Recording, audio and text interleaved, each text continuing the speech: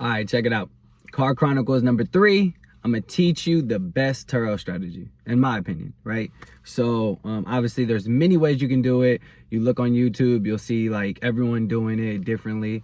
But for me, what has worked best, and obviously each person is different, is I pretty much car hack. So what does that mean? Have you ever heard of house hacking, right? You buy a house, you live in it, you rent out the other rooms for free, or not for free. You rent out the other rooms for income, and that pretty much pays for your rent, right? So I do car hacking, which is I buy a car and I know, hey, I want this car to cover this expense, right? So let's take, for example, my BMW.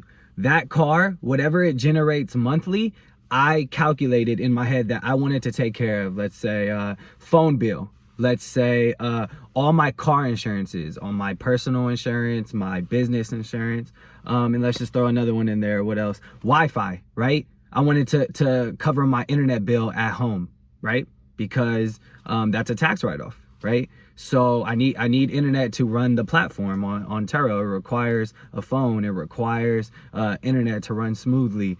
So these are all tax write-offs. So in my head, I'm thinking I'm gonna car hack and just buy a car for each expense bill that I have or that I want to accrue, right? So that's my best strategy. I think you guys should definitely take a look into it. And just for a little, we could get into like some numbers. Let's just say you have a car, right? And it depends on what car, what area you're in. There's no answer. I get this question all the time. How much are you pocketing? How much does the car rent for, etc.? Those, basic questions. Like if you just do your research, you'll see that each state, each county, each city is totally different, right? So let's just say California. California loves convertibles. They love Mustangs. Mustang is one of the biggest car in California, right? Drive with the top down on 101, and so like along the ocean. And so Mustangs, let's just use that car. It's probably one of my best cars because it doesn't cost a lot a month, right? The maintenance on a Ford, super easy for me. It's not expensive. It's not, you don't have to take care of a lot of things, and it's not cost expensive, right? Like the BMW, I hate BMWs. It's so expensive. But the Mustang, super easy, right? And it generates a lot of cash, right? A month, because you can rent it out for a convertible. You can rent it out at a decent price. Right now, my Mustang is $99 per day, right? Because I know everyone's traveling now, wants to get out of the house. I spiked the prices up and it's fully booked. And it's booked a lot up until like August or September. So yeah, and then you get like stuff for your extras, right? Cleaning fee, going over the mileage, what else? There's some other extras in there. And so $99 per day, and it's booked, let's just say worst case scenario. Well, there is no really worst case scenario, because right now, like, worst case scenario is like 90% booked or like 93% booked. But anyways, that's worst case scenario. You're making like a lot of money. Let's take your car insurance, right? Car insurance for that one Mustang is maybe, let's see, mine is, I don't know, because I have so many cars on my car insurance. I don't know what each one is. So just for the purpose of this video, I'll just round it up to like maybe $100, 123 or something like that. So between 100 and 123, right? Just for the Mustang. Then that's car insurance. And then what other expenses do I have for that? The monthly bill, right? For that Mustang, it's a 2018 Ford Mustang. I got it years ago. And let's see, my monthly payment is $294. So you got the 123 and the 294, right?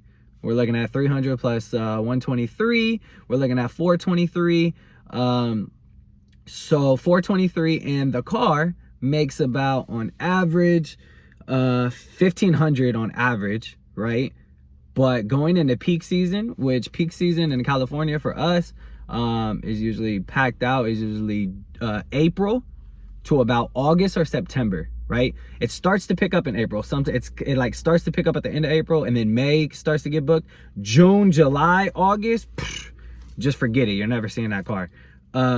So when that will pick up, that will probably be like 2,000 to like 2,200.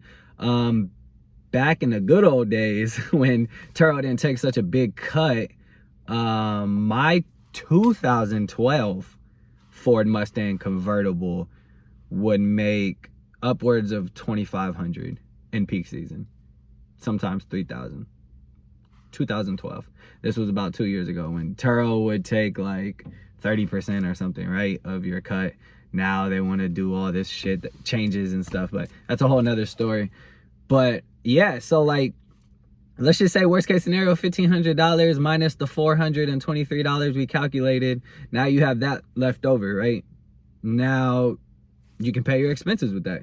Tack on your phone bill, tack on any business items you need to buy, right? Or if you want to put it aside and pay your business, right? Because for me, it's not really about paying myself. Like, I don't take a salary out of my income from Turo. No, I use it to continue to build the platform or expand or get creative with how I'm renting, or I simply use it to just pay all my expenses that are write-offs, because I'm getting that money back at the end of the year.